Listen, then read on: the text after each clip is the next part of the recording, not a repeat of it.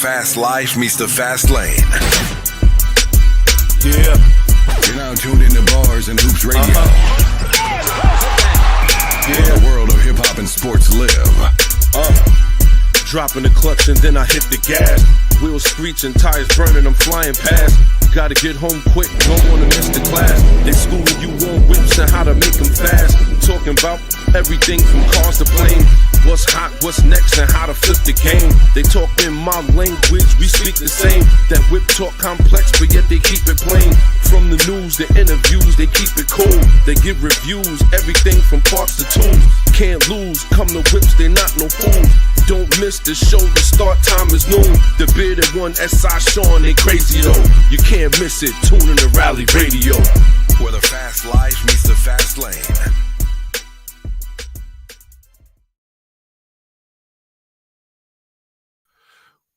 Whoop, whoop, whoop, whoop, whoop. Shout to everybody tuned in, paying attention. You already know what it is, man. It's the bearded one here in the building. Shout to everybody. You already know what's going on, man. It has been one heck of a morning this morning, but we are in the building. Shout to everybody who's tuned in early. You already know what it is. We appreciate y'all early. Shout to Jessica Grandy in the building as usual. You know what it is. Appreciate you. Oh, man, what a morning. What a morning. And I know you see the title up ahead, Coupes versus Sedans. BMW pulls the plug on the M8. And this seems to happen always to the good-looking cars, to the Coupes. I love the Coupes personally. Let me just put it out there. First and foremost, I think if you've never owned a two-door car, or if you've never had a coupe before, you really need to do that for yourself, man. I'm telling you, off the rip, because that's what it is. Shout out to everybody who's tuned in, paying attention. Appreciate y'all early. I'm going to tell you, if I had to choose, it's got to be the coupe. It has got to be the coupe. You already know what it is. Shout to my guy, Darth Spalding. Shout to Raymond McKinstry in the building early, too. We appreciate y'all. Let's go. We are in the building. I got to say, it's got to be the two-door. It's got to be. I don't know if I could go another route. It's got to be the two-door. I don't know if I'll be able to do anything else outside of that. It has to be the two-door. Has to be. Has to be.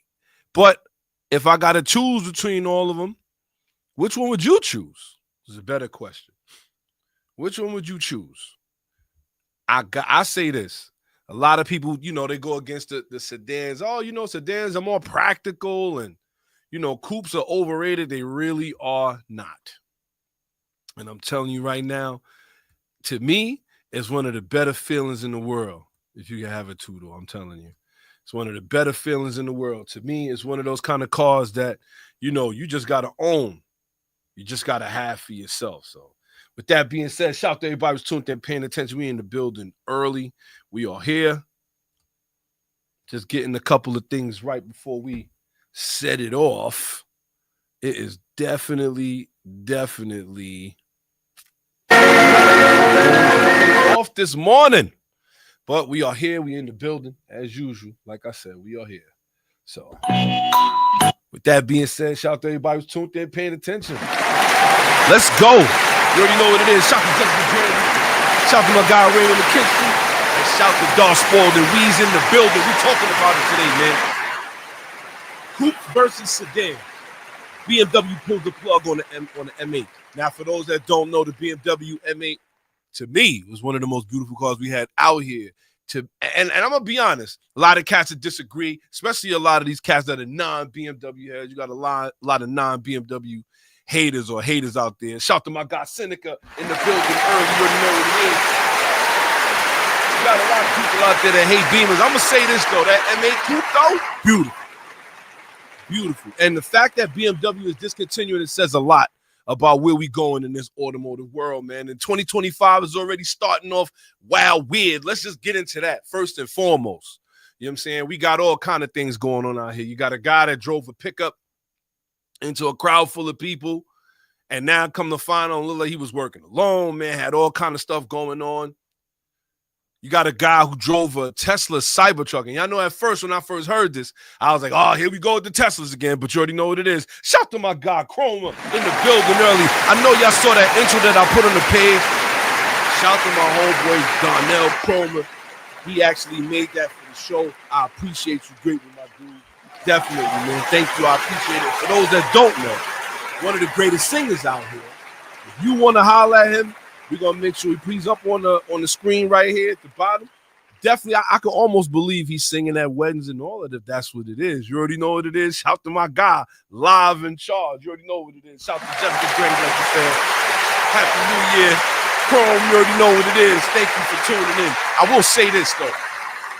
And there's been a lot just going on. Like now you see all kind of different things going on with the autos, with the world in general. So let's just be prepared for 2025, man. It's already starting off on a crazy run, and it looked like it could go a little bit crazier.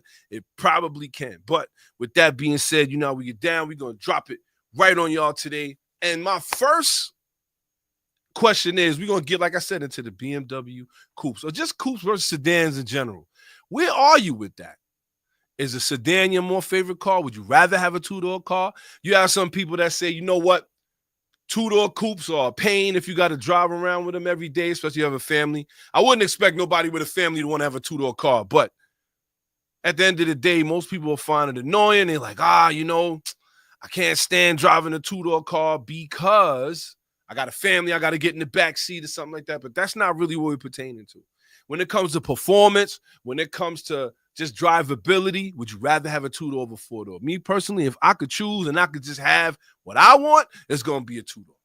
It's going to be a two-door. And like I said, we can think of some of the more glorious two-door coupes that we've seen in the hood. You know what I'm saying? Or better yet, just that you've seen in general that were great on performance. When I bought my Type R, shout to Jessica Grant, she said, I need 4 doors for the fam. I hear you. That's what I mean. Like at the end of the day, is it more practical? It can be. But performance-wise, I already know what I want. I will say there was coupes and cars that I wanted for a long time. And I think when I think back further enough, I'm going to go with my first true love that I wanted as far as a car is concerned. And that's going to be the 93 Act Legend Coupe. For those that don't know, I don't know where you've been. You've been under a rock or something, because that right there was one of the baddest, in my opinion, one of the baddest two-door coupes I've ever seen, outside of sports cars, obviously. But then we could think of some great ones. CLK 430 AMG. Everybody's like, oh, you know, that was a girl's car. First and foremost, if you could afford one, you can't sit here and say it's a girl's car. You could see one maybe red or whatever and say that, but at the end of the day, the CLK 430 AMG, the buggy eye headlights, stop it. You already know what I'm talking about. Cats would be like, yo, the girl cars. Yeah, okay. A lot of people that say that because they into sedans. We call them the land yachts, the flagships, the cars that come with 4 doors and the big V8. That's another thing that's starting to fall off that you don't see anymore. You're going to see a lot of these big cars, 6-cylinder, or they're going to have a turbo 4. It's not holding the same presence. And it just goes to say, is America trying to downsize now? Is that what we doing? Or is everybody still in love with the big, grand coupe? Let's go. We got to think about that, man. I'm going to tell you, we're going to talk about it today and a lot more, host of other things. A lot of things going on in the world, man. Shout out to everybody who's tuned in, paying attention. Appreciate y'all. Don't forget, tune in Saturdays, 12 noon, YouTube at Rally Radio. Also on www.barshoopsradio.com. You can find us if you are listening on the app. We appreciate you. Don't forget, when you listen in on the app, it always comes back to Bars and Hoops Radio. You already know what it is. Shout out to everybody who's tuned in, paying attention. Y'all in the building early. And we jumping right into it. So with that being said, we're going to jump into the recaps of last week. It was a phenomenal show last week. I appreciate everybody who tuned in, who dropped a little bit of knowledge about the topic of conversation. But there were some things that we did bring up last week that a lot of people was like, they asked me later on in the week, like, well, what did you mean by that? And you know, the thing is, when we think about, as far as, like I said, when we think about the autos, when we think about what we doing as far as the cars are concerned, I try to tell people all the time, man, we got to make sure that we are being fair and honest. And there's one thing we do here is we honest. There's no way we sit here and we go, oh, you know, you're making some of this stuff up. No. This is all news. But we talked about the best the 2024 best the wrap up of 2024 best car culture things we didn't want to see, things we want to see less of. And I think the biggest thing that a lot of people said to me was the takeovers. Everybody's tired of the takeovers. I'm gonna be honest with you. You see takeovers. I haven't really. You've seen them in Long Island and Queens and all of that. We had one in Manhattan earlier, I think last year, where the kid was. I don't know why they always jump right into the middle of these guys spinning around in a circle and then get hit by the car. It turns into a murder charge. I don't understand why we want to do that, but those are the main things we want to leave in 2024. But a lot of car enthusiasts came back to me. They was like, well, listen, man, if that's the way that we choose to express ourselves with our autos, why can't we do that? I'm like, because it's illegal. And then I fell down the rabbit hole. Oh, well, tuning your car is illegal. And doing this is illegal. Why is that frowned upon as per doing takeovers? And a lot of them I had to explain to them. I said it's a lot like doing what a car is intended to do versus what is not intended to do and hurting people while you're doing it. A lot of cars, you could say that street racing is dangerous. Yes, it is. It has gotten more dangerous because of the spectators, though, not necessarily the cars. We did have a big loss last year as far as street racing is concerned. But at the end of the day, when you really think about it, it's one of those kind of things where you got to say, yeah, people could get hurt, but with takeovers, not only you hurting people, you sliding into other people's property, crashing into them. They was talking about swimming as far as dudes driving crazy on the highway.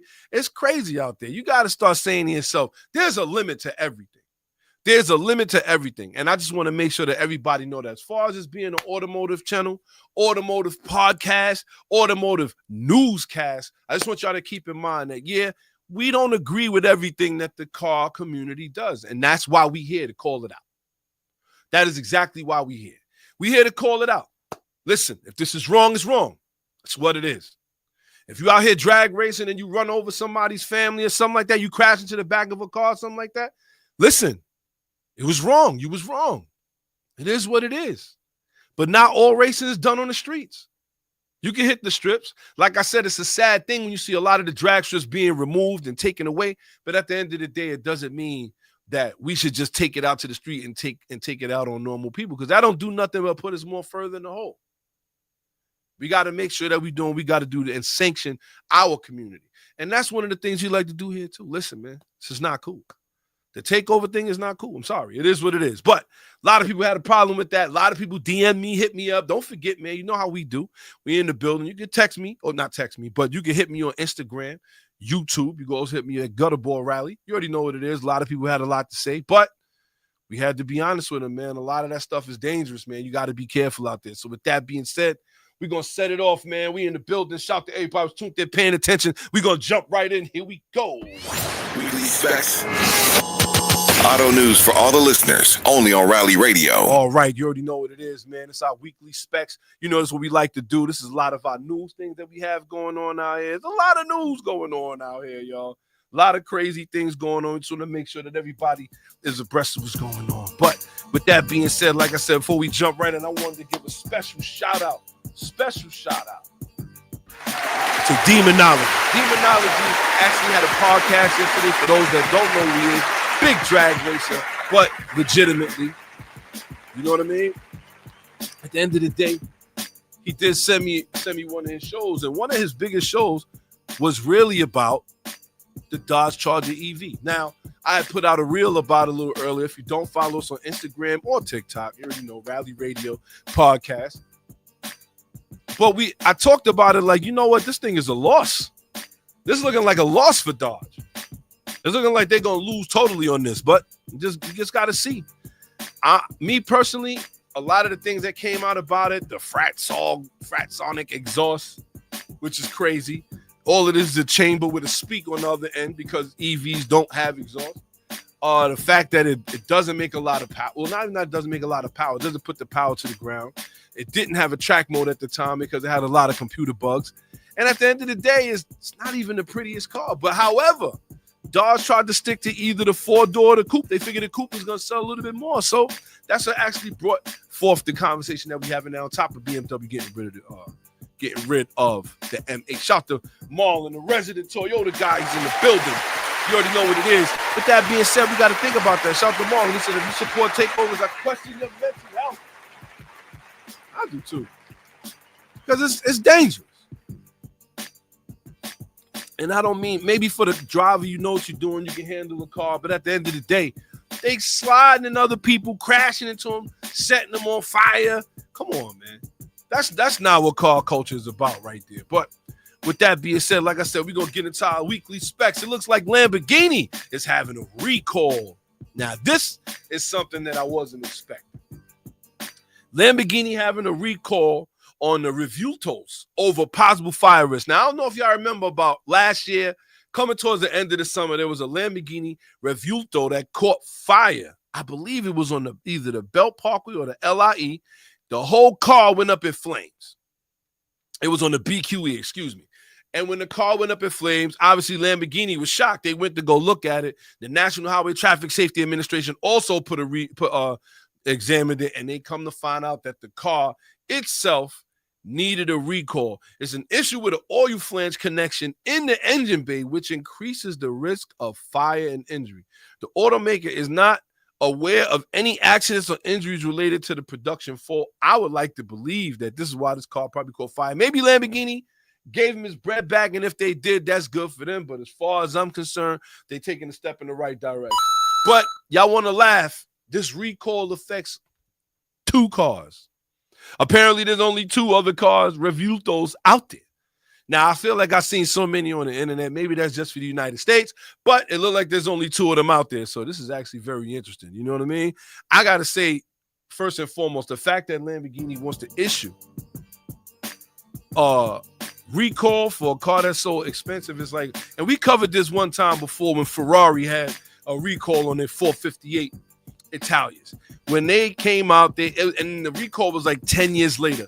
And obviously Ferrari was sticking to their guns. So they said, yo, you know what? No, we're going to actually recall. And they did. It was over a brake fluid cap.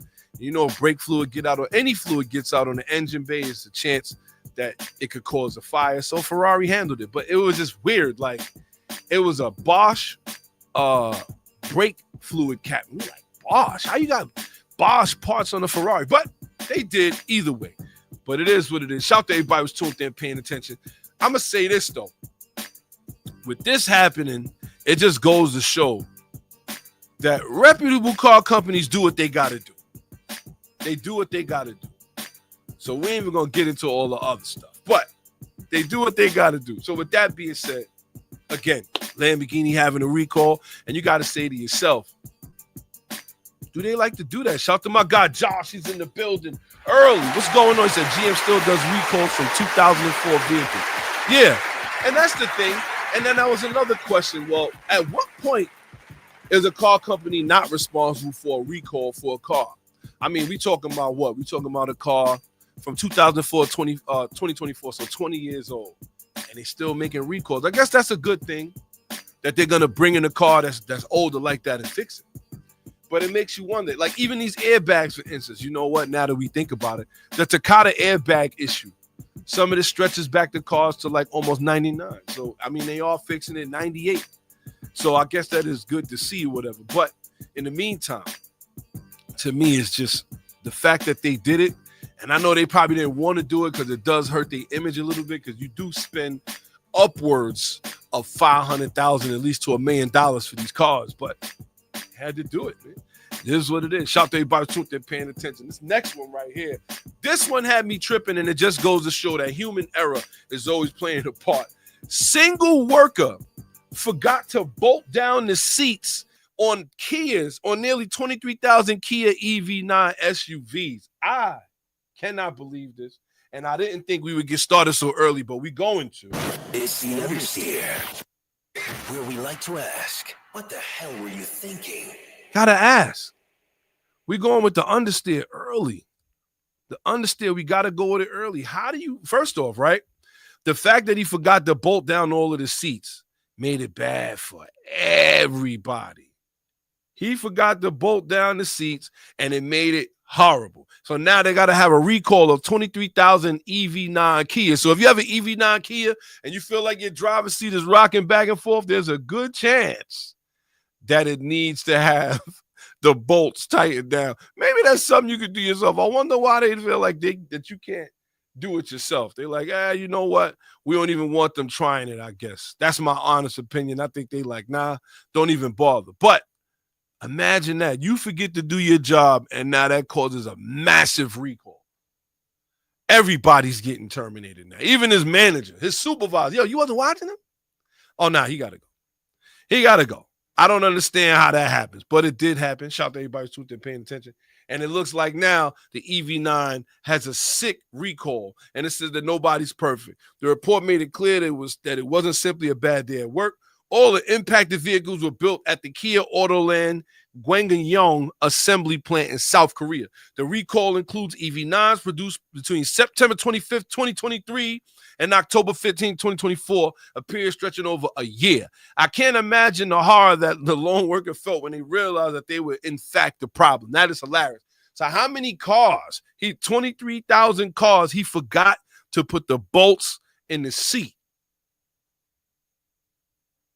One more time, y'all. I'm sorry.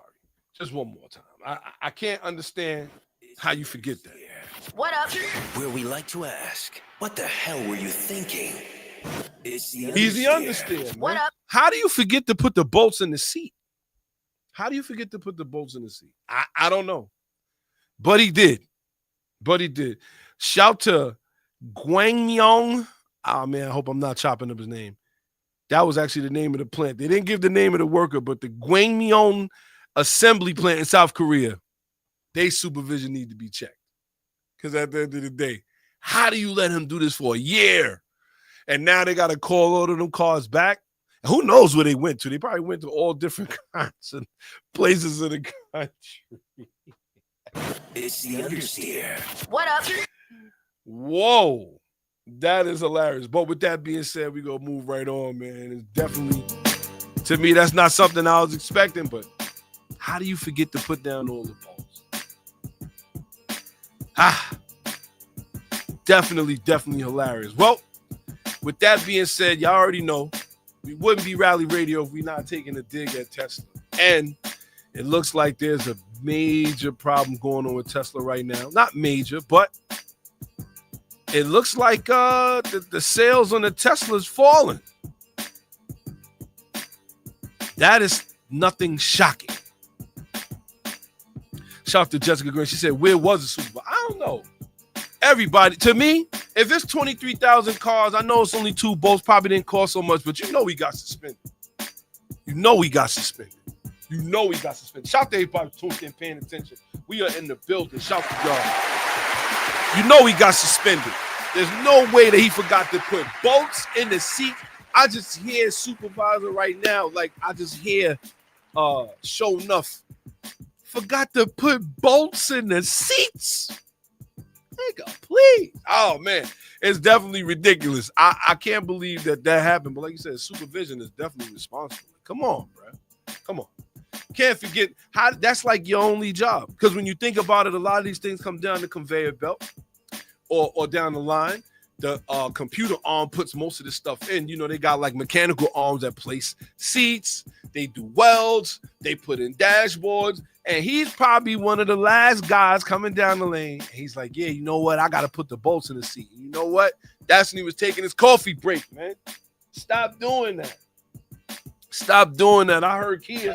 They on the other side, man. This is the supervisor right here. Ready to break everybody's jaw. Do you realize how much trouble you just got?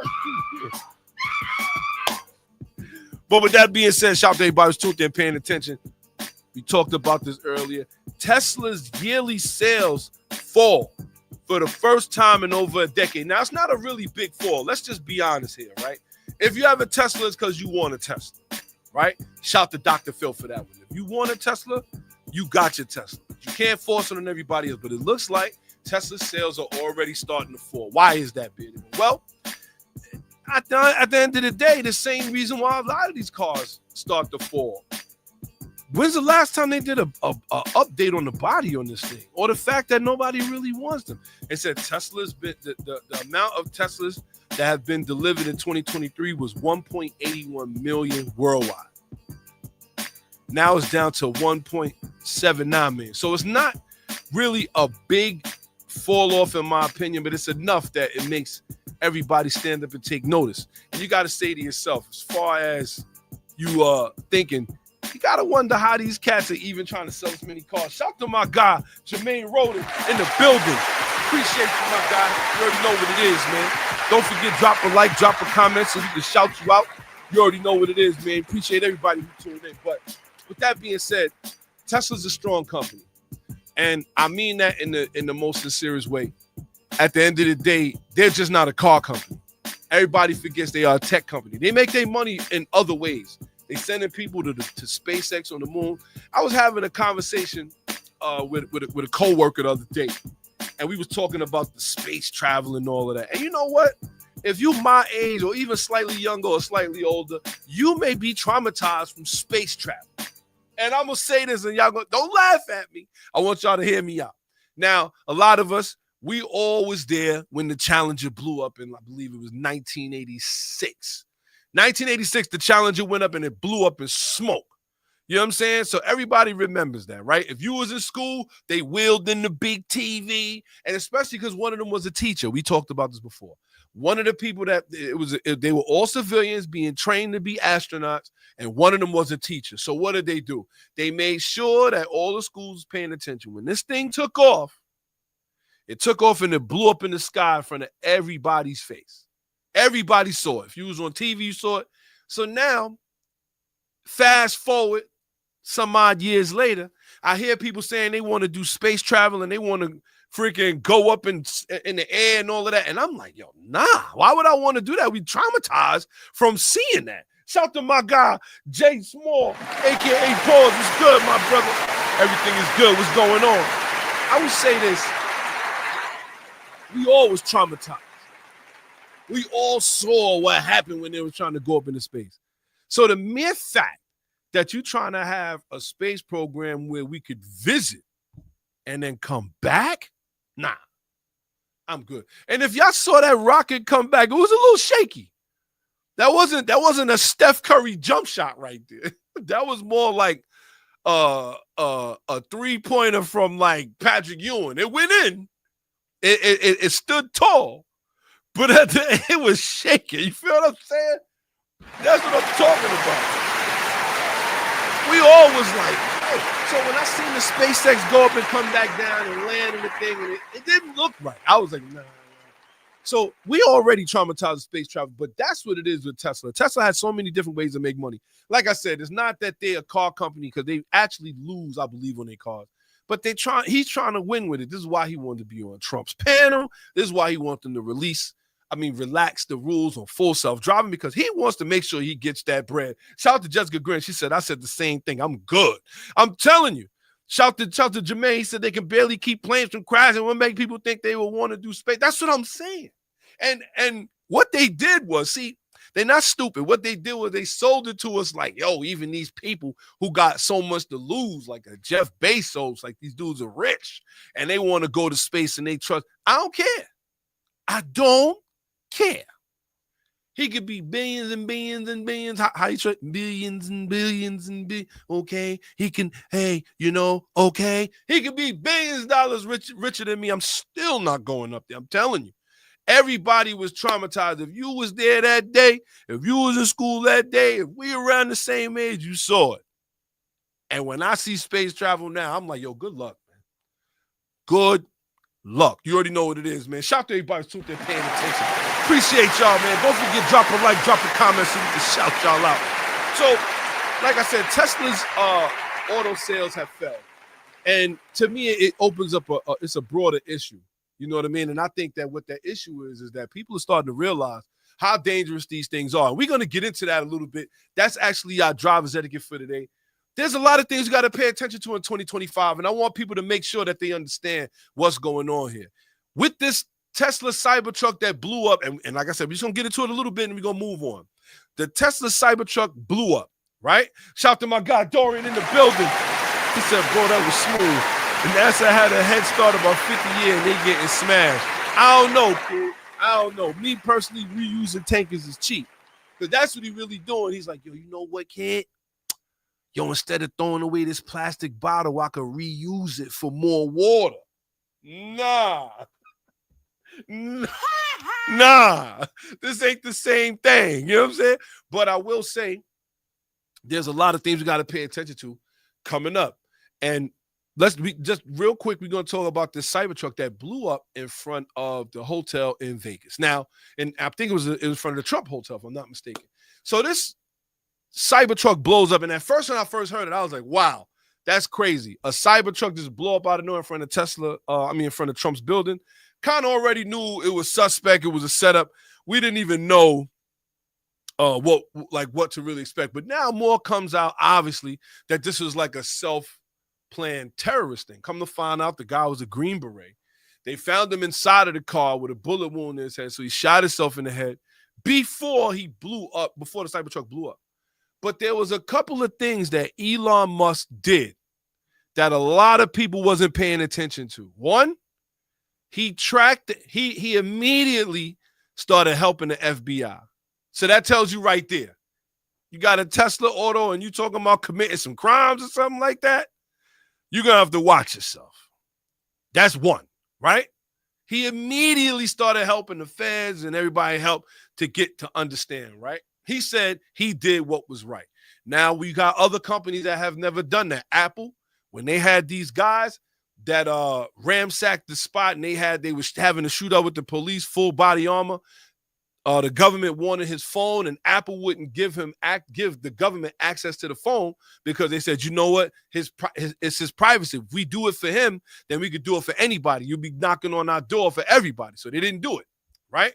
Now, getting back to Tesla, he unlocked the doors of the Cybertruck, and he also was able to tell them everything about the Cybertruck. He was able to tell them where it went, what it was doing, and where it was at.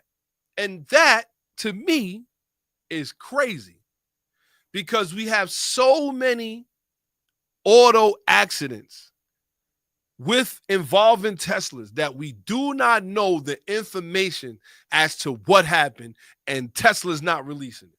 But this, they jump right on it. So they showing you the capability.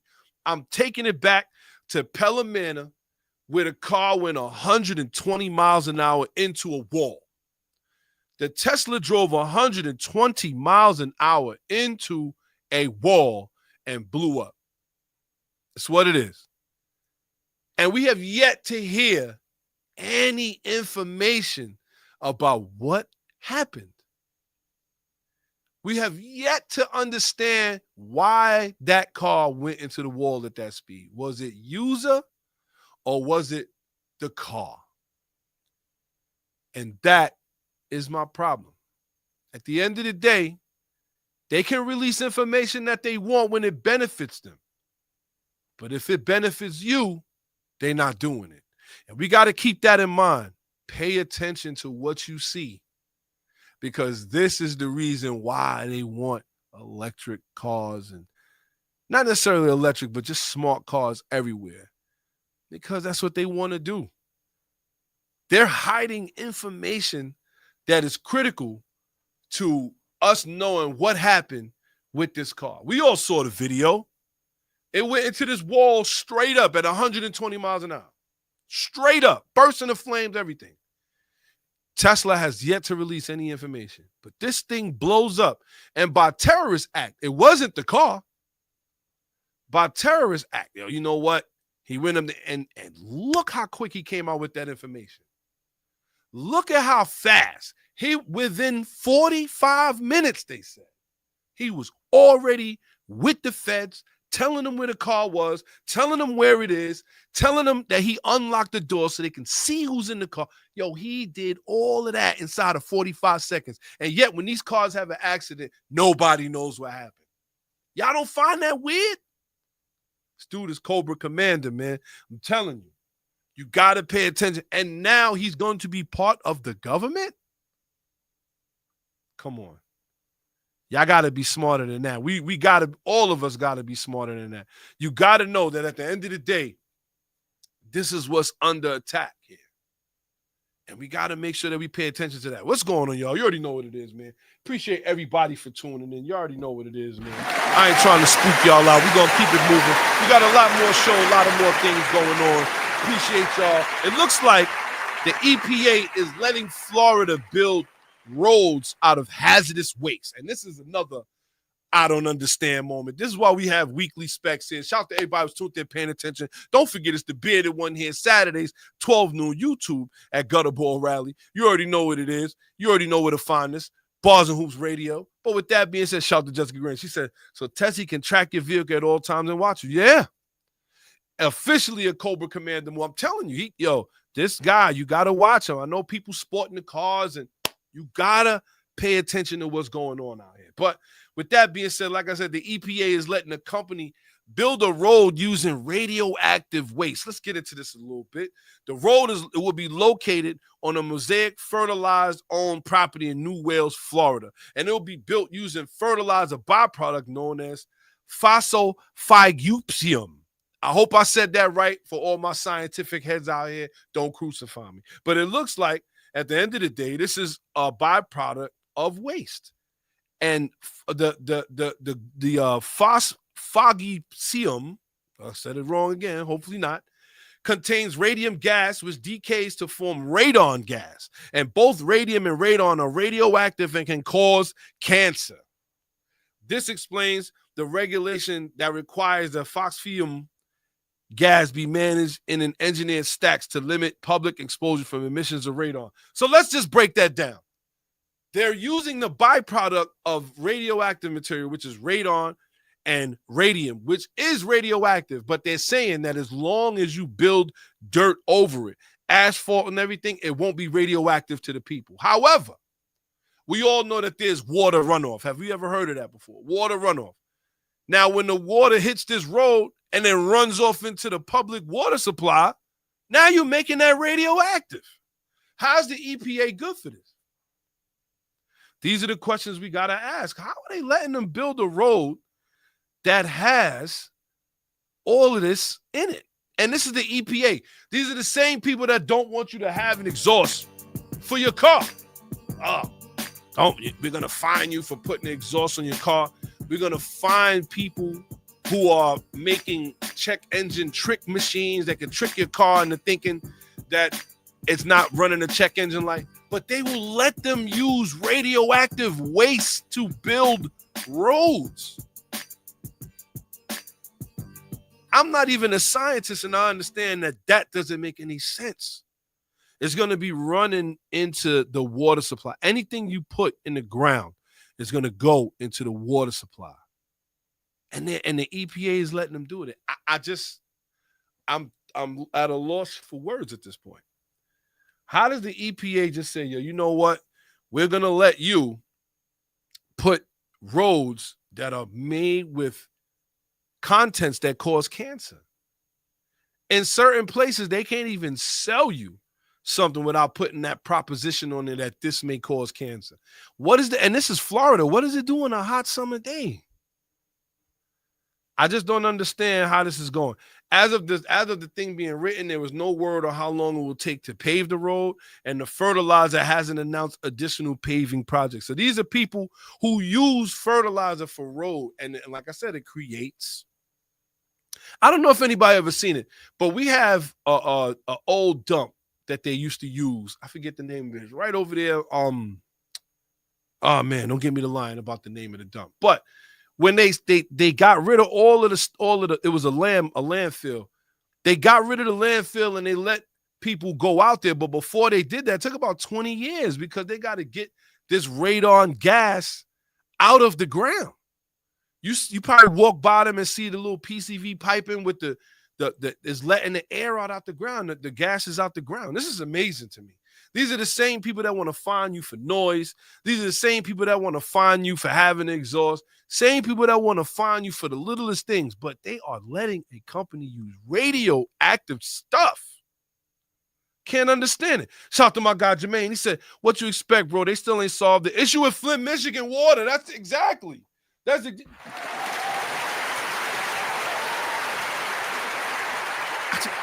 is why I'm shocked.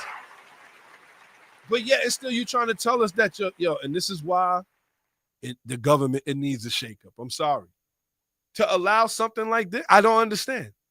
And like you said, still Flint, Michigan water dogged out. We just sent $2.5 billion to Ukraine. Yes, last week. $2.5 billion we done sent to Ukraine again. This is why I say it's crazy, man. Shout to my guy, Mr. 2J in the building.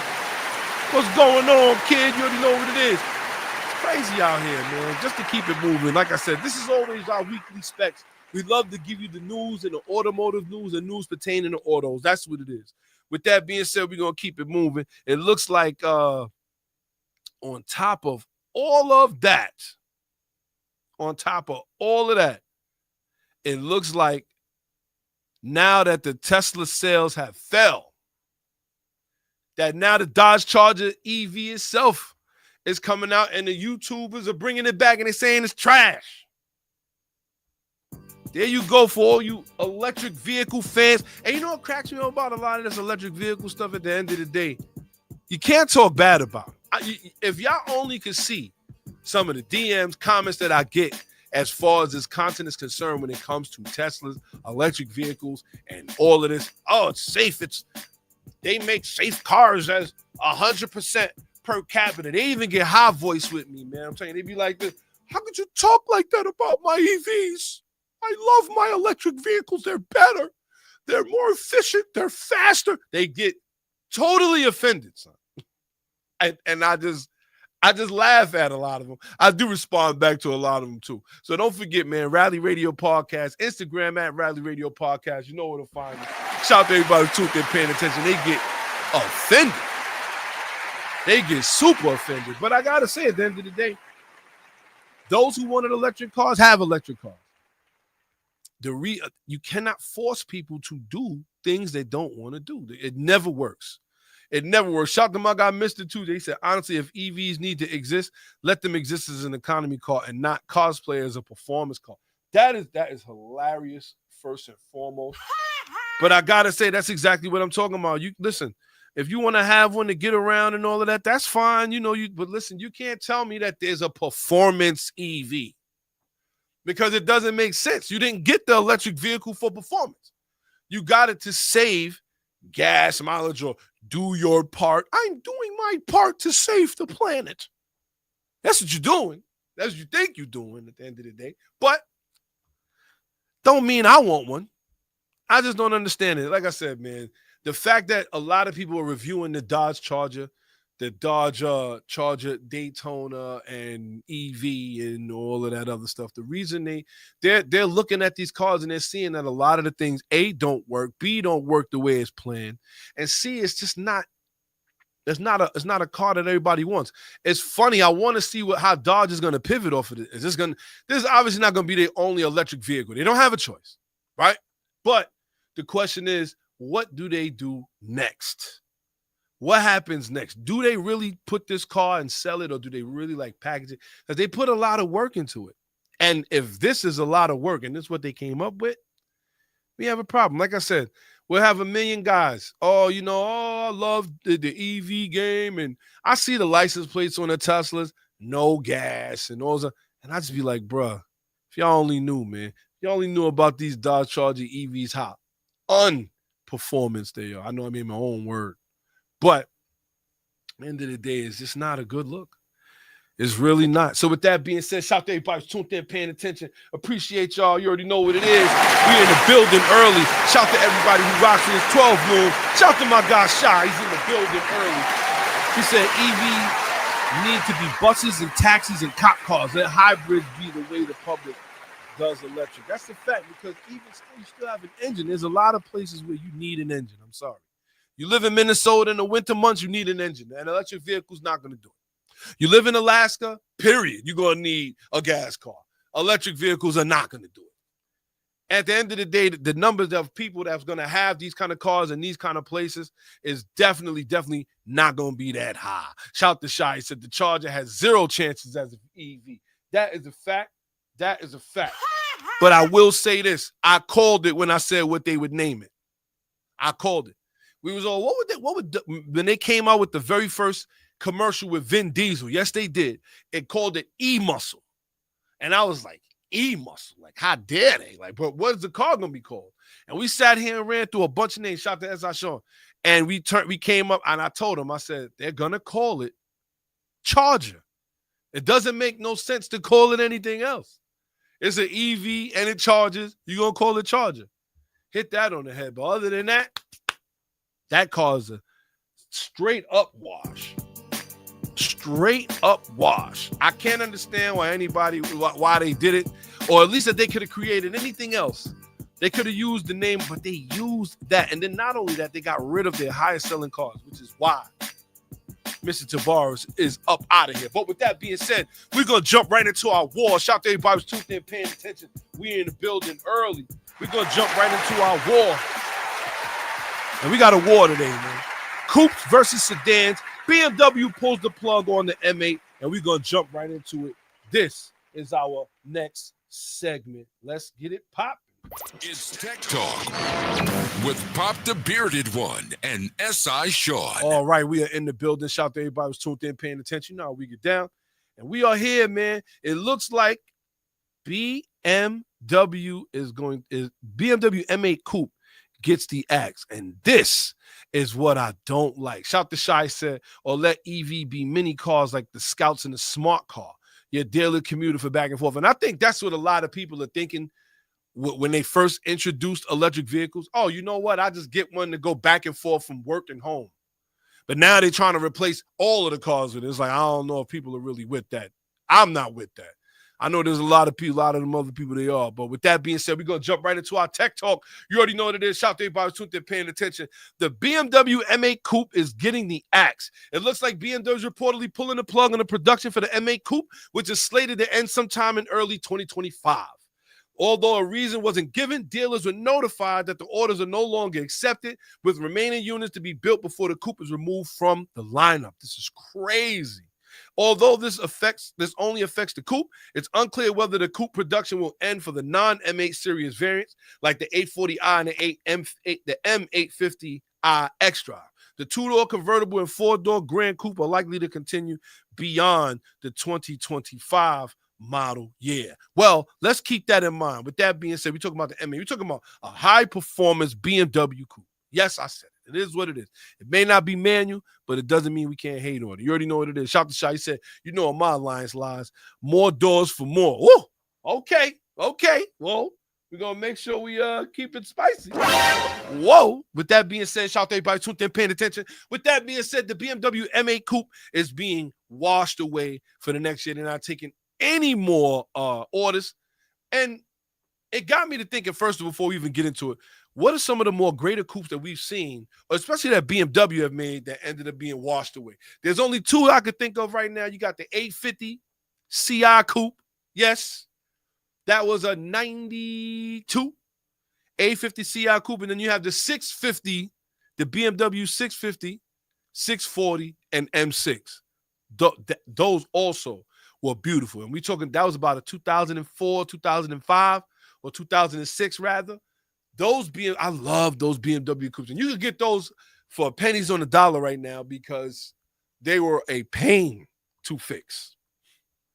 Any BMW owner or dealership that I know that I've seen have said the same thing. They said pretty much, when you come in here with that, give me your fucking money. And it was just one of those. They was going to rob you blind. Ain't nothing you could do about it. But it is what it is.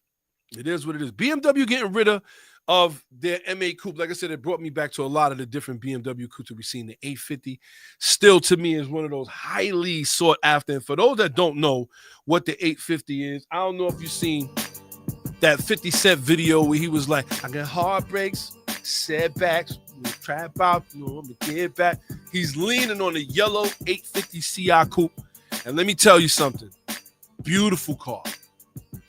The 640, 650 M6, beautiful car. Man, I'm telling you. At the end of the day, a lot of these cars, especially when it comes to the two-doors, they always wash them away. And that was really brought up our debate as far as the coupes are concerned. And when you think about it, right, like I said, my two favorites, well, three favorites. Acura Legend Coupe, CLK Benz Coupe, and then my next one is, in fact, the BMW 6 Series. I think those coupes right there, those are all the most beautiful coupes I've ever seen. Shout out to my guy, Jermaine said that's with all of them. The F10 is a pain with all the electrical problems. Yeah, off the rip. Shout out to my guy. Off the rip, they are a pain. They can be with all the electric problems. Even the F10 though? Wow. I didn't know the F10 get down like that too.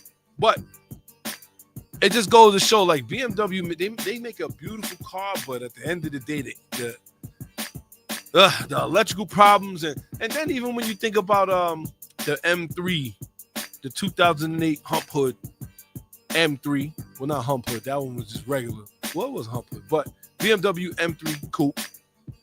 Another one, they had problems out of the V8. Then you had the E46 M3, E39 M3. Oh,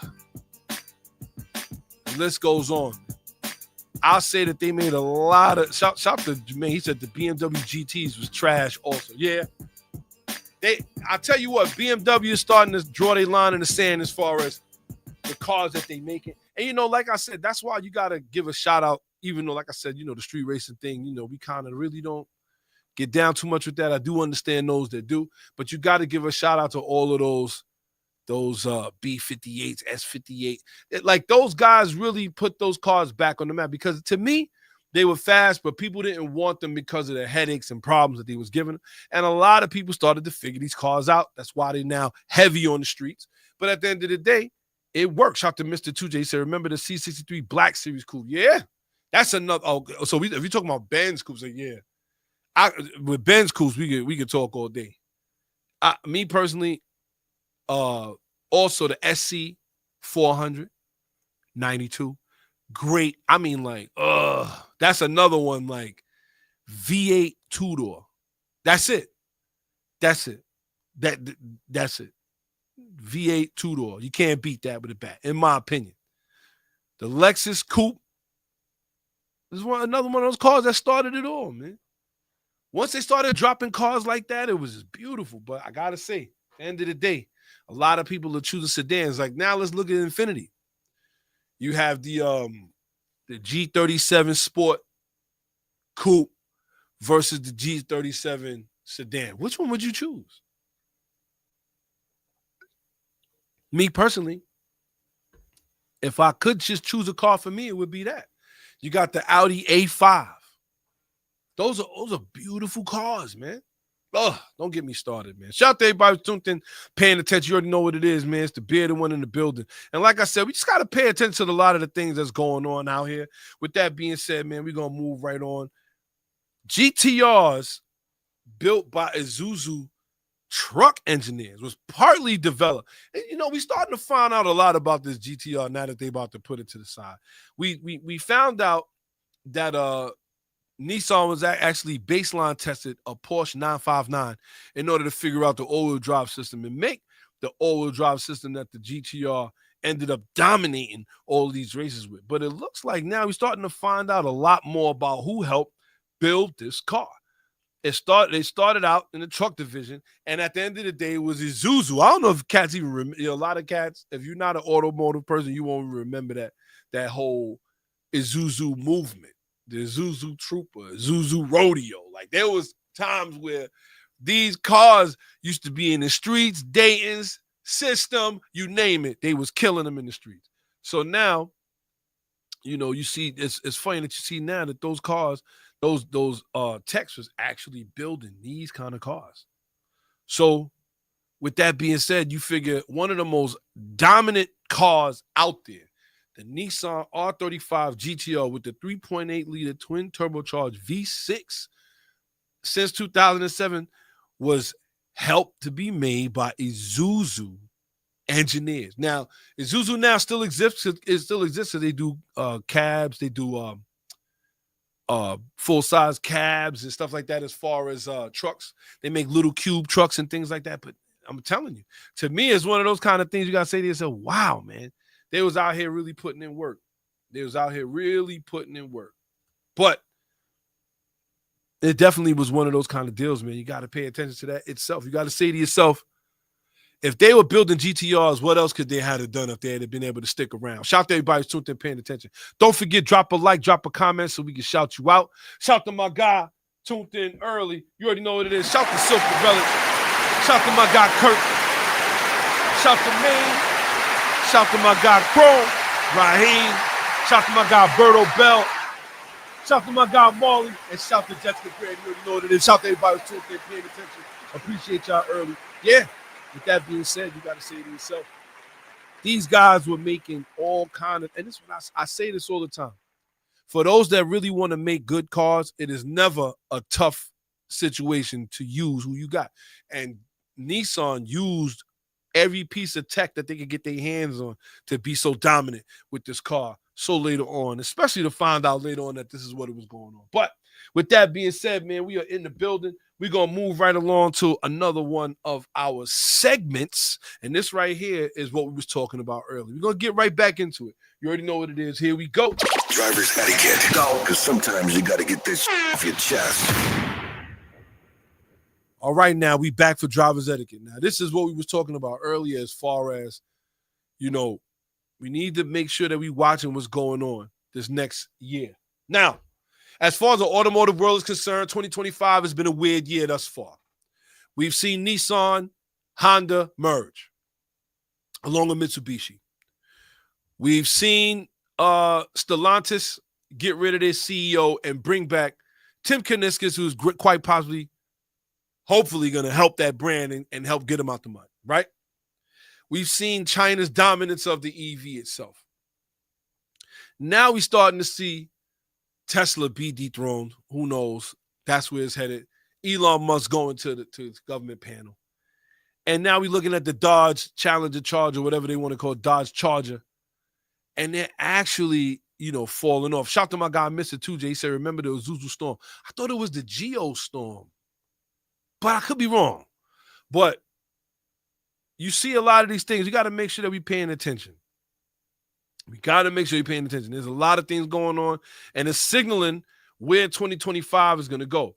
Like I said, just for this Tesla situation with the Cybertruck, Elon Musk uses Cybertruck explosion to show Tesla can remotely unlock and monitor vehicles.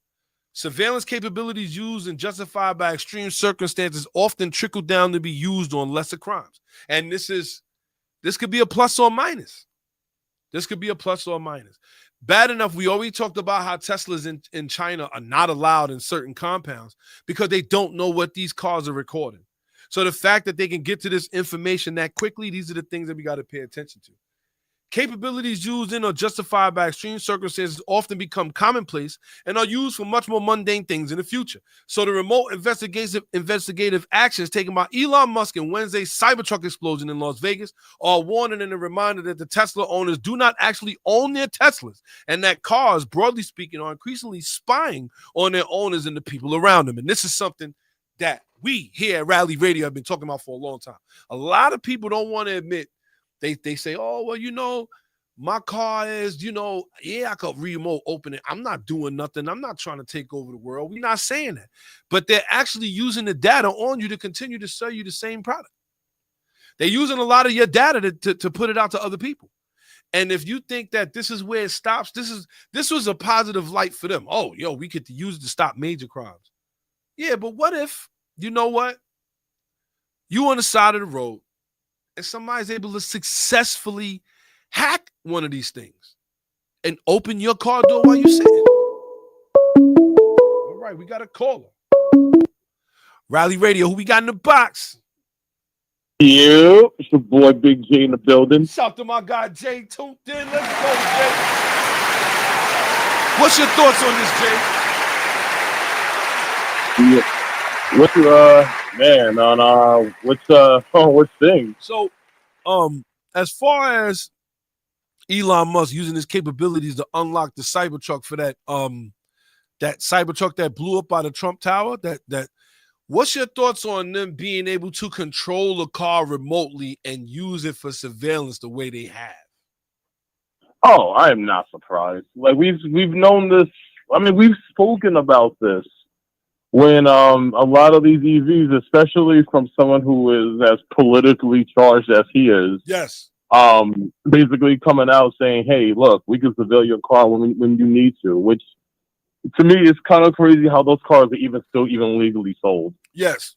But also, I do wanted to bring this up, right? Also, I feel like he makes a power play for one reason. Well, for a lot of reasons, but one of them is also because I don't know if you've been looking at a lot of the YouTubers who's been like reviewing a lot of the Chinese EVs. Okay. Those things. Now, if you ever, like, I mean, like for example, if you look at a guy named Forrest Reviews and whatnot, he does like 60-second reviews on cars, and Yes. he does what he does. So he's reviewed a lot of the Chinese EVs out there.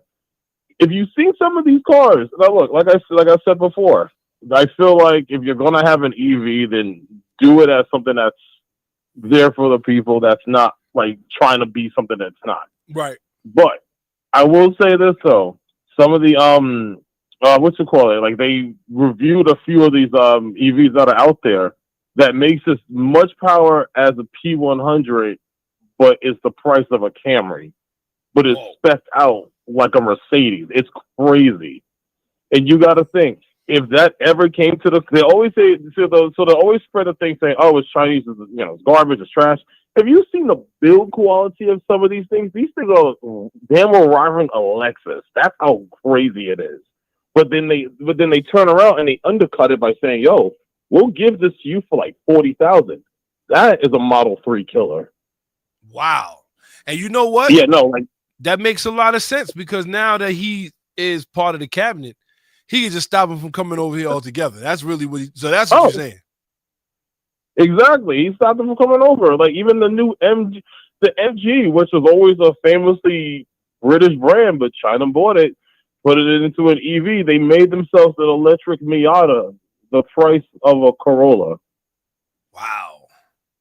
It's it's kind of wild how they put those together and whatnot. And you got to think, if you're the owner of this like well-known EV company in the U.S., you would want to basically go out of your way to like kind of block that from ever being sold. But as far as the Cybertruck being, a surveillance camera on wheels, we're not surprised. I will say though, I'm surprised of how it's constructed from the explosion, because the fact that the explosion went upwards instead of outwards, that's kind of impressive. So I will say this much, right? When I saw it, obviously when I heard it, I thought it was shocking, but I was like, it's so random. I'm not buying, because they said it was driving 15 seconds before it blew up.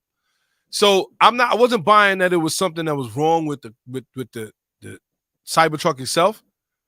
However, the fact that he was able to do what he did in a matter of 45 minutes, it just goes to show what he's capable of doing versus what he wants to do. And see, that's what I don't like, because you're doing it for this, but when your car's malfunction, instead of getting to the bottom of it and fixing it, he hides that. That's the thing. That's the one thing that I would say the entire company in general has been known for.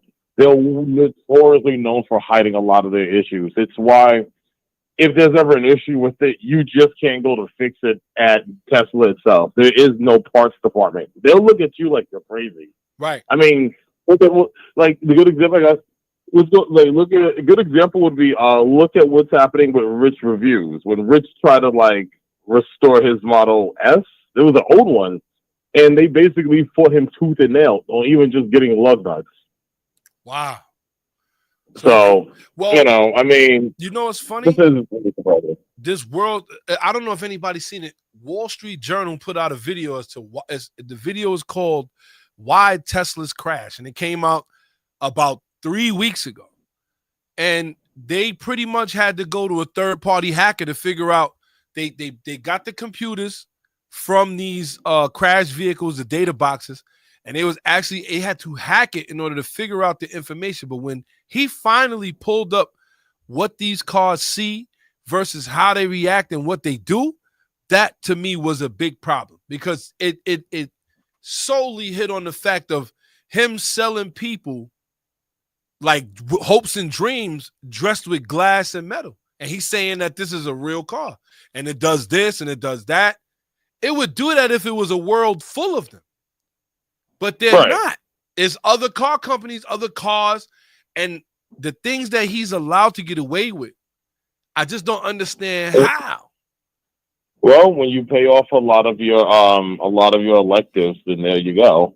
Like I say, like I don't know how, because again, if let's say Mercedes or even listen, we lost, like the country lost its collective mind when Volkswagen did the Dieselgate thing. Yes. But then we're giving pass to all of these issues from Tesla. It's why I just kind of think these cars are a joke. Yeah. And whatnot. Like, between what they try to, between the false promises and the fact that, hell, even if you want to take it back, the rebate value of those things somehow depreciate as bad as, if not worse than, there's some of these some of these well spec'd out BMWs in like a few years. Well, it's funny you say that because ask Hertz, the rental company, they can't give away you remember they spent how much? 1.5 million or 1.5 in Teslas. You remember that? They bought all of those Tesla cars and they can't get rid of them. Yeah, because apparently, they're just known for issues. First off, how are you going to maintain them? The mechanics themselves need to actually be Tesla certified. They're not Tesla certified. Then on top of that, they try to hop onto a trend that every manufacturer has said, hey, this is not going to last as long as you think it does. But, sometimes you gotta let people's pockets hurt for them to realize that. So shout out to my homeboy Dorian. He just tuned in. He said the flip side of the coin is there won't be innovation unless people are allowed to push the boundaries of the norm. We had a show about that, Jay. I don't know if you remember that. We said safety over innovation. At what point are we going to consider people's safety before we try to innovate? And it brought us back to what I was talking about earlier today, the Challenger. After the Challenger blew up, the fact that the space program was falling down at that time with NASA, they wasn't really getting anywhere. So they went and they got some civilians who wanted to volunteer to be space astronauts. And when they did that, the world paid attention. But the world also saw that thing blow up in the air. Now, if anybody remembers, Ronald Reagan did a speech later on that day. And in his speech, he pretty much said, you know what? Exactly what my homeboy Dorian's saying here is that they pushed the limits of innovation and the boundaries so that we could be better. And that we're going to continue doing that so they don't die in vain.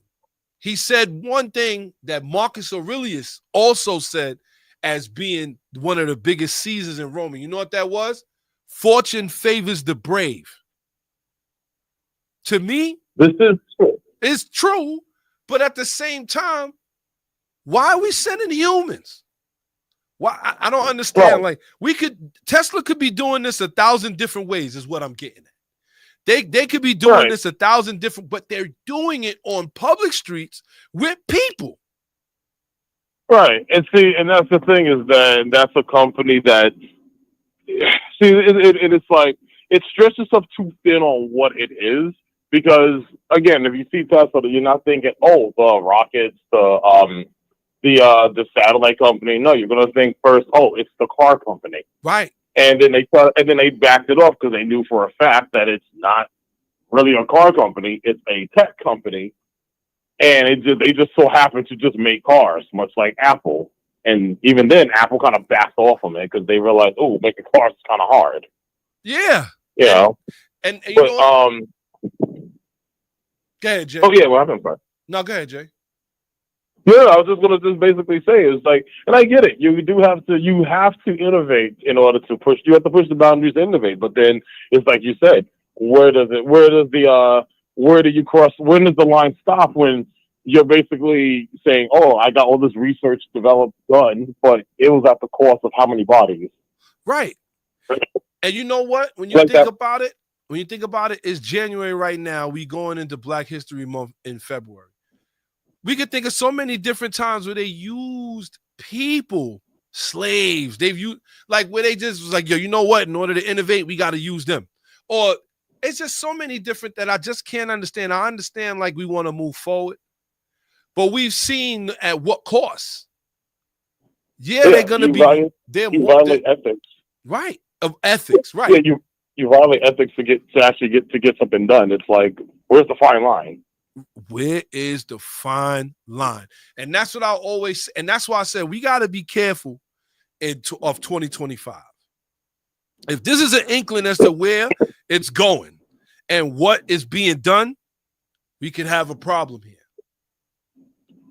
You know, but then it's like, if this is all that's basically service, again, like people like you and I, we know what's up and whatnot. We know that 100% this is, very clearly an issue. Yes. But to the average consumer that picks up, you got to think, to the average consumer that picks up a lot of like a lot of these Teslas or other EVs, they're not looking at it as, this is a car that's innovative. It's a car. It's basically a transport. Basically, half the time they remove a lot of these features just to basically, just to say, oh, you don't need to get to places. We'll get you to places. Right. Until one day it says, you know what? You're a danger to yourself. We're gonna lock you up. We saw what happens. We listen.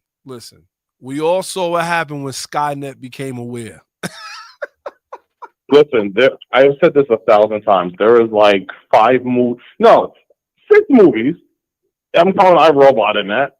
There's 6 whole ass movies that says, hey, this is a terrible idea, and for some reason we're just pushing the running into it.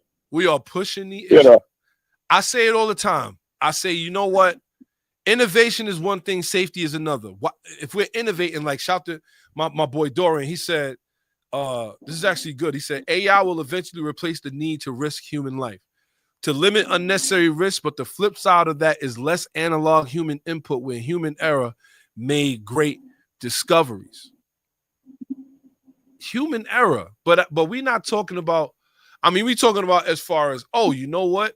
Like, let's say with mayonnaise, the guy sat out of some old curdled milk and he was a chef. He had to make something real quick. He threw some cheese in there, some butter, whipped it up and turned it into mayonnaise. It's what it is. Yeah. It is what it is. I get it. But, listen, when you made mayonnaise, did anyone die? Yeah, probably. You might have had a rough go at it in the bathroom. I get it, but no one died. Nobody cried, right? But that's also. I just have to say again. I have to say this too because I'm going to forget it. That Charger is one of the biggest fall offs I've seen. It's not even on the road yet, and it's already tanking. Everybody, as a matter of fact, the 6 I want to say is about 2 or 3 guys that I know are like Mopar channels, right? Demonology, TK's Garage, Mod the Fame. He tries not to be a full Mopar, but for the most part, we kind of know him for that. But there's a couple of the Mopar Garage that are like, yo, this is probably the worst car that Dodge has ever built. I'm gonna probably say they built worse. You think so? I think when it comes down, yeah, let me not say that because Dodge has definitely made cars that didn't last past the 50,000 mile mark here. You know what I mean? Remember that second generation Durango? Oh, I do. Big. that car was huge. I never understood that. It was like a minivan with Wrangler wheels. It's just like make it make sense, but no, man. It's just again it is fun because I have a friend out in Florida. She sells she works on she does warranty work and she's seen a few of the new Chargers rolling off the trucks and whatnot. It's just they're getting them set up and whatnot. If I go back to my old job, because right next door is a Dodge dealership. If I see one, I'll try to snap a quick photo. If I had to say anything about that new car, man, it is. The interior is nice, right? That's about it. That's all I can probably say about that. But damn, that car fell off hard. Shout to my guy Dory. He said the Dodge Intrepid was the worst thing ever. I beg to differ. You know what, though? I didn't think that car was that bad. It was in NASCAR for like a year. Okay, look. Listen, when it made its appearance in Belly, it was over. You know, like, I mean, listen, like, I'm not gonna say, look, Dodge made some rough cars. I'm not gonna, like any of their economy cars was just not. It just wasn't it. Yo, Dodge. I ain't gonna front, man. There was some cars we was like, listen, yeah, but as far as the EV is concerned, I just feel like they jumped into this the wrong way. Oh no, listen, man. The fact that Dodge is notoriously known for electrical gremlins, and they say, "Oh, let's build an electric car." Like, are you crazy? Check your radio first before you decide to say, "Yeah, let's make the whole thing electric." Shout to Shaw. He said Dodge Dakota with the almost semi truck front. Yeah, that was crazy too. I think Dodge has had their hits as far as the Dodge Ram, Dodge Challenger, Dodge Charger last edition. Because I feel like some of the other ones I could do without. You know what, though? I will say the one Dodge that people kind of dunked on that I kind of liked was that SRT 4 Caliber. I liked it. Okay. You did? Yeah, I know. Look, I kind of did. Okay, look. It was, listen. I call it Voltron's foot. I mean, I honestly thought the interior of the Caliber was better than the one in the Neon. You gotta really love that Neon to really like say, "Oh, I got an angry ass Neon." Nah, that Dodge Neon. Nah, whoa. That Dodge Neon SRT 4 was pretty mean. The engine was, sure, but did you sit inside of it? I would buy one and race it. Shout to my guy Draco. He's in the building early. Shout to Draco. He said, hear my buddy hitting out he's that vernacular. He said, hear my buddy hitting out the trans tunnel. Woo! Pause. Pause of the 2025. Pause of 2025 right there. Yo, Jay, so with that being said, man, you got any shout-outs you want to give first and foremost? My bad. You got any shout-outs you want to give? Oh, I just want to give a shout-out to the Rally Radio fam. Just wanted to see how y'all were doing. How's everybody? Well, want to give a shout-out to you guys, too, man. Keep on doing what y'all do best. Yo, I appreciate you, kid. You already know what it is. Don't forget, listen, January 18th. I was wrong on the dates. But January 18th, that's a Saturday, 5 p.m., we going to the kart racing track. That's it. We doing it. And we're going to start our own little point system because we're going to have a winner after all this. Somebody got to have bragging rights that's winning the Rally Radio Gutter Ball Rally first annual season of kart racing. Nice. So if you there, you there. Be there, be square. You already know what it is. We appreciate you, Jake. As usual, my dude. Yes, thank you for calling up and thank you for participating today, man. Thank you. I appreciate it, man. You already know what it is. Of course, man. Listen, y'all have a good one and be safe and change your oil, please. Change your oil. Please change your oil. All right, Jay, we're going to keep that in mind. I'm going to make sure everybody else know, too. Thanks a lot. All right, Jay. All right, peace. Later. Shout to my guy, Jay, man. Shout to Shaw. I can't front, Drago. That was a wild pause, kid. Everybody responding. That was crazy. Shout to Shaw. He said, Isuzu and Geo was a shared platform car. SRT6 Crossfire was the super miss. Ouch. But with that being said, we are back in the building. Shout out to everybody tuned in, paying attention. Appreciate y'all early. You already know what it is. Don't forget, drop a like, drop a comment so we can shout you out. We see that people tuned in. I can see y'all from over here. Just don't forget to drop a little like in the comments so we already know what it is. But with that being said, like I said, you got to start to wonder, man, when it comes to safety over innovation. We talked about this before. And that's why 2025 is definitely getting weird. We got to make sure that we're paying attention to what's going on because the government, for whatever reason, shout out to my guy, Jay. He said it himself. He said, you know what? Politicians are trying to build cars now. That's what it's looking like. But we can't have that. We can't allow that. We got to make sure that we know where we are as far as what we're doing. So with that being said, man, like I said, shout to everybody who's tuned in, paying attention. We got our next little segment coming up right here. And this one right here, is one of my favorite things that I like to talk about here. And this is going to be our Legends of Auto. Let's get it. Driver's etiquette. Oh, no, wrong one. Let's go. Legends of Auto. Real legends never die. All right.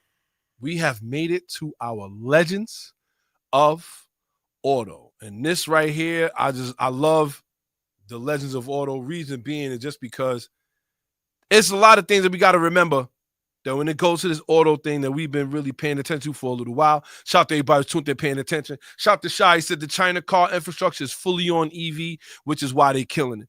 Mazda had brought Tesla in the early days. This would have been a whole different story. Oh man, shout to my guy Camacho. He on here starting trouble. He said Tesla for life. Oh my goodness. Get him out of here. What are you doing? But with that being said, we have our Legends of Auto today, and our Legends of Auto is going to be, and the reason I chose this, I got to be honest with you. Legends of Auto can be is to us anything that signifies what we like to do. You know what I mean? When it comes down to the autos, the automotive history, some of the things that have changed the course of all automotive things on the platform. Shout out to Marlon. He says, so is he selling the Corvette? I don't know. Doubt it. But today's Legend of Auto is going to be the Isle of Man TT Racing. Now, for those that don't know, the Isle of Man TT or Taurus Trophy races are an annual motorcycle racing event run on the Isle of Man in May and June of most years since its inaugural race in 1907. The event begins on the UK spring bank holiday at the end of May and runs for 13 days. It is often called one of the most dangerous racing events in the world, as many competitors have died. So for those that don't know, the Isle of Man, or Manx, is how they like to say it, is a self-governing British Crown dependency in the Irish Sea between Great Britain and Ireland. It's one of the Celtic nations and the homeland of the Manx people, a Celtic ethnic group. As a head of state, Charles III holds the title of Lord of Man and is represented by the Lieutenant Governor. We just got to make sure that we put that out there. Shout to my guy, Aaron Raw. Blesses to all. What's going on, Aaron? Don't forget, man, we hitting the track. Come on out, Aaron. So with that being said, the Isle of Man TT is a run in a time trial format on public road, closed to the public by an act of Tynwald. The event consists of a 1-week practice and qualifying sessions, followed by 1 week of racing. It was tradition, perhaps started by race competitors in the early 1920s that used to race their motorcycles on the Island of Man TT on Mad Sunday. So for those of y'all who have never seen it, you need to take yourself out there and actually find it. Go search it out on YouTube. I used to watch it all the time on the race channel. And when I say motorcycle racing, it is motorcycle racing. You do not see racing like, and the reason to me why it's so interesting is because it's on public roads. Now, if you've ever seen this place, it looks like it's one of those places trapped in time. Like, it looks like nobody, like it's like real rural, but the roads are beautiful. And they really go out there and they run these motorcycles hard. I will say I've watched so many different riders over the years, but one stick out to me, that's Michael Dunlop. Michael Dunlop would ride the Suzuki. He rode the Suzuki out there many a times. And we've seen some real bad accidents out there too. Isle of Man TT, a lot of us have seen video games and things that mimic it, but nothing is like watching the real thing. I will say it is, to me, one of the great. It's something I always wanted to do, but I don't even think as a rider, it's not for the regular rider. If you're not a race rider, you probably won't like it. And I mean, some of the turns, they are literally, you're kissing the brick wall as you're going around a curve. That's how tight some of these turns are. And then they have a strip all the way out towards the country. Once they get through the city, there's a strip all the way out towards the country where they hitting excess of 240 miles an hour on bikes. If you've never seen it, and if you ever get a chance, search out the Isle of Man TT Racing. This is our legend of auto for today. Let's go. Legends of Auto. Real legends never die. Shout to Aaron Roy, said, I'll be there to shut that track down. Y'all don't know, man. I'm going to tell you, all of the videos that I've seen of that racetrack is crazy. And I mean motorcycles leaving the ground. Like they have certain areas where it's up and down, and you see motorcyclists jumping some of their, and these are race bikes. Oh man, if you ever seen it, I've witnessed plenty of crashes, and yes, people do die there. They consider it one of the most dangerous races. People have died there, crashed into the walls, 100 and some odd miles an hour. Let me tell you, if you ever get a chance, like I said, Michael Dunlop had to be one of the greatest racers I had ever seen there. This guy, he has 29 total victories there. 29 total victories. The guy is no joke when it comes to racing at Isle of Man. If you get a chance, check it out, man. You already know what it is. That's our Legends of Auto for today. Real legends never die. I got to say, I was more than thoroughly impressed when the first time I ever seen it. But it definitely caught my eye. I've seen guys, they do like a kart race in there where it's like a sidecar racing. You got a motorcycle and you got a sidecar next to it. And it just goes to show the kind of racing that goes on outside the United States, that some people take this thing real serious. This is what they do. No, we don't play football, basketball. We race. So very interesting. With that being said, we've reached a segment in our show. This one is actually hilarious. And like I said, sometimes here at Rally Radio, we don't get you for what you do. We get you for how you get caught doing it. Let's go. It's the Understeer. What up? Where we like to ask, what the hell were you thinking? All right, here we go. This is very interesting. The LA Times reported that marijuana obviously is legal in the in California. They're legalizing it, but selling it on the black market is not. It looks like a California man was pulled over speeding in a Rolls-Royce Ghost when the officers pulled him over.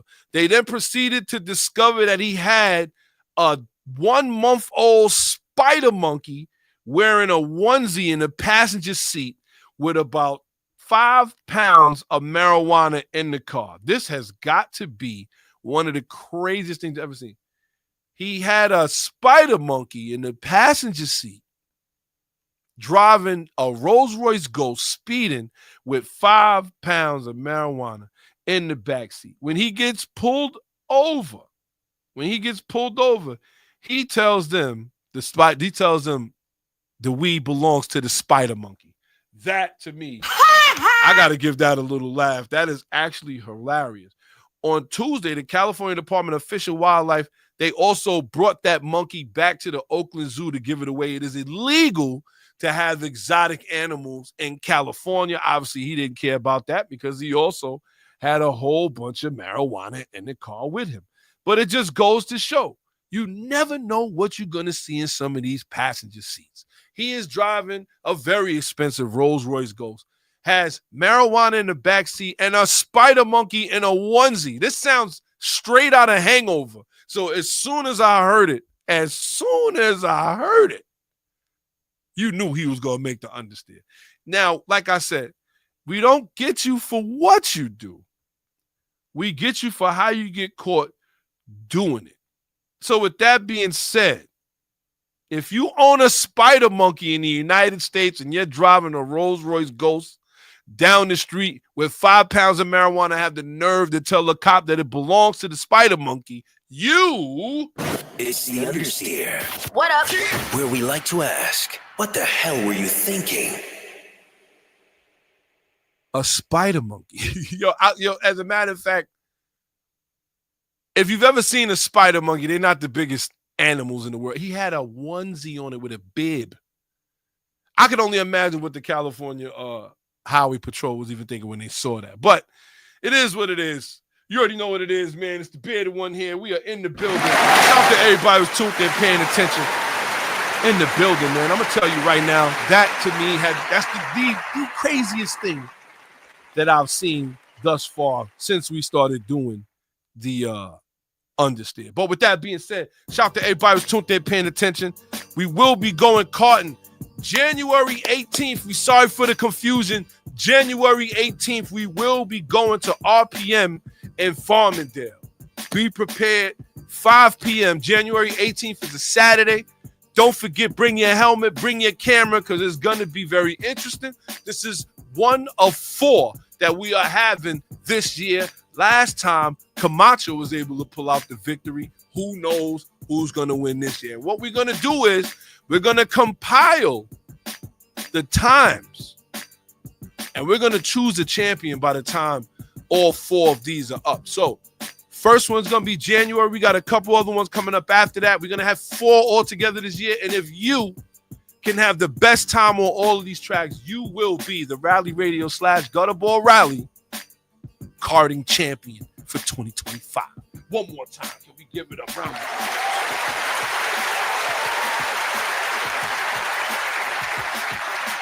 Shout to Jessica Green. She said, so what kind of charge is he charged with? So they charge him for having an exotic animal, speed, and being under the influence while driving.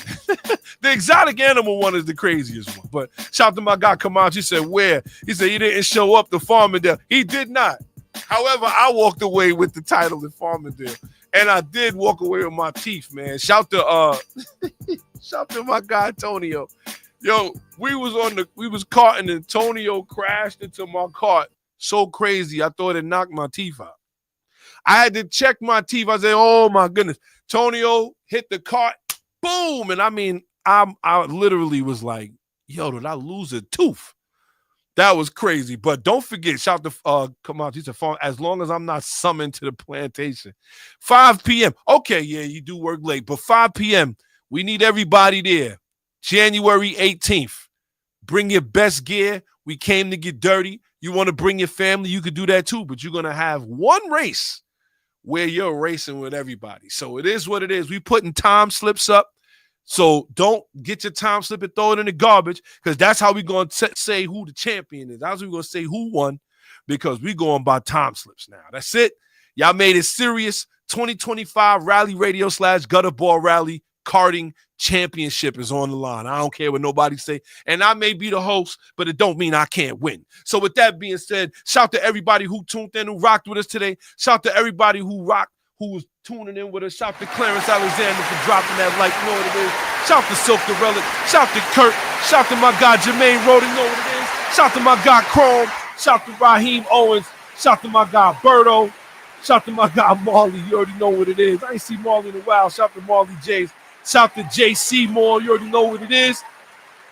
Shout to everybody that dropped a comment. Shout to my guy Camacho, Marlon, resident Toyota guy, Aaron Raw. Shout to Shy. Shout to Dorian Thompson. Shout to everybody who tuned in. Dar Spalding. Shout to Jessica Grandy. Shout to Mr. 2J for the call. Shout to everybody who rocked with us today. We appreciate y'all. Shout to my guy Seneca tuning in early. Shout to my guy Raymond McKinstry tuned in early. And with that being said, we appreciate everybody for tuning in with us here today at Rally Radio. Don't forget, we're going to be on here Saturdays, 12 noon, YouTube at Rally Radio Podcast. You can find us Saturdays, Bars and Hoops Radio, Saturdays, 12 noon. Don't forget to download the app, Bars and Hoops Radio, from your Google Play Store, your Apple App Store. So with that being said, we appreciate everybody for tuning in. We'll be back next week. And don't forget, the 18th after the show is going to be at 5 p.m. We're going go-karting. We're going karting, man. You want to bring your fam, bring your fam. Just don't be mad when you get embarrassed on the track. Yeah, I said it. It is what it is. We going for it. We are going for it. But I appreciate everybody who tuned in, who rocks with us. With that being said, man, don't forget, we're going to be doing that. We're going to be doing the karting, so show up. We're going to have 4 events this year for karting. So the 18th, January 18th, Farmingdale RPM. You know where to find us, man. We're going to be in the building at 5 p.m. We setting it up. So if you can, get back to me with a head count so I can let them know exactly where we going to be or how much you're going to need, see if we can squeeze a little discount out of them. You know how that get down. But with that being said, I appreciate everybody who tuned in, who rocked with us. Like I said, Coupes versus Sedans. We already know what it is. I'm a Coupe guy. You know, you got some sedan people out there. Don't forget to drop it in the comments, even after you put the video off. Don't forget to subscribe to Rally Radio Podcast over here on YouTube. You know where to find us. So with that being said, until next week. Shout out to Clarence Allen. He said, few days for my B-Day. Yeah, you better be there, boy. Better be there, boy. That's all I know. It's a lot of people talking about they fast. We're going to see how fast you are on the cars till we get outside. You already know what it is. So with that being said, we're in the building. And until next week, I am out. Drop the clutch, hit the gas. Rally Radio, where the fast life meets the fast lane. Yeah. You're now tuned into Bars and Hoops Radio. Where the world of hip-hop and sports live. Dropping the clutch and then I hit the gas. Wheels screeching, tires burning, I'm flying past. Gotta get home quick, don't wanna miss the class. They schooling you on whips and how to make them fast. Talking about everything from cars to planes. What's hot, what's next, and how to flip the game. They talk in my language, we speak the same. That whip talk complex, but yet they keep it plain. From the news, the interviews, they keep it cool. They give reviews, everything from parts to tools. Can't lose, come to whips, they not no fools. Don't miss the show, the start time is noon. The bearded one, S.I Shawn, they crazy though. You can't miss it, tune in to Rally Radio. Where the fast life meets the fast lane.